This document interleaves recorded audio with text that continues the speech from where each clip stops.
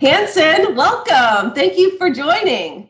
Thanks, Don. Thanks for having me. This topic of storytelling and the power of communications, when I think of you as this human embodiment of storytelling.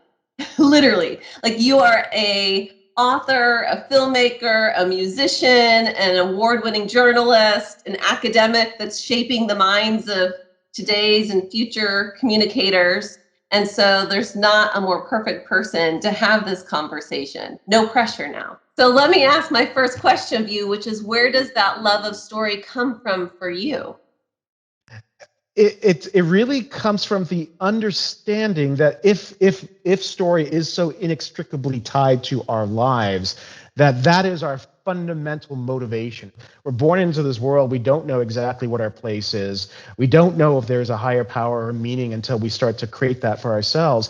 And that comes through the necessary act of storytelling. When I was a journalist in the Middle East and covering a lot of war zones and being in conflict areas, understanding that's in many ways that's all people had to hold on to, and that was a code of conduct. It was a passage for trust, and it was also a way to protect yourself against the encroaching violence and chaos around you.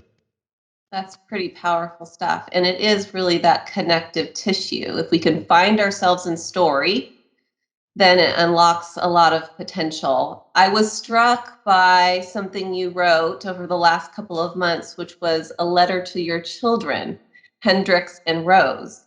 And there was a particular line in what you wrote that really stood out to me. Stories give us the certainty to push on. When we think about what will happen next, it can seem dark, but a story can shed necessary light. It can be one about how we persevered in the past. It can be a tale that gives us a sense of purpose now. And it can be a fable that helps us practice seeing right from wrong.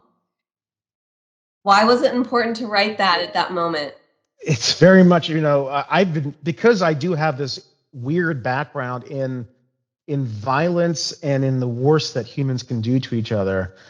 When I had kids, it was very important to me not to sugarcoat what life was going to be like for them. I want them to prepare themselves for the idea that everybody's going to have different stories. And if they can see the world that way, they're more likely to open up and be more understanding and compassionate and empathetic to the other person if they can understand that story.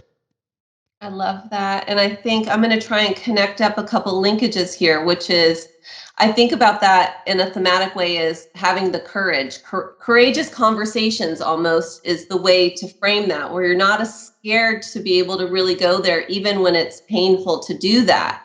And knowing that there's positive things that can come out of that. Some of the research that we've done on our end at We is really this idea of introspection, and that leaders themselves, if you take everything we've just said and put it down in even to a corporate context, that there is an ability to make that point that you're making even relevant in a corporate environment. So it's the bedtime story with your children, but that same motivation to have the courageous conversation can be pulled into the workplace.